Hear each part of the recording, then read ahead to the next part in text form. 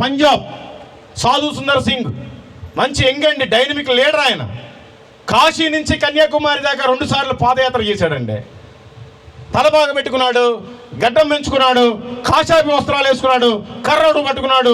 కాశ్మీర్ మంచుకొండల దగ్గర నుంచి కన్యాకుమారి దాకా పాదయాత్ర 2 సార్లు చేసి సువార్త ప్రకటించాడు.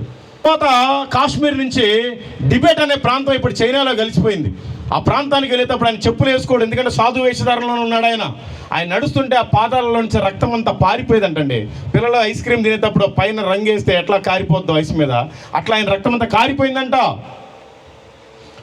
ఆయన జీవితం అంతా కూడా హిమాలయ పర్వతాల్లోనే సువార్త చేశాడు. ఆ టిబెట్ ప్రాంతానికి వెళ్ళాడు, సువార్తను ప్రకటించి వచ్చేటప్పుడు ఆయన లేడు.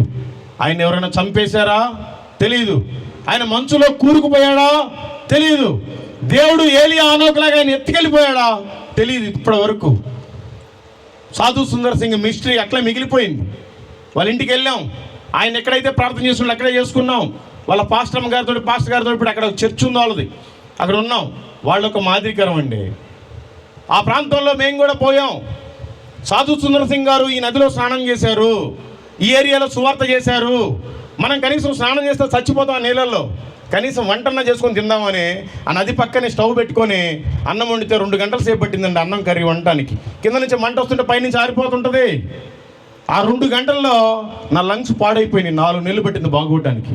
2 గంటలకే నా లంగ్స్ పాడైపోతే ఆయన జీవితం అంతా హిమాలయ పర్వతాల్లో సువార్త చేశాడు.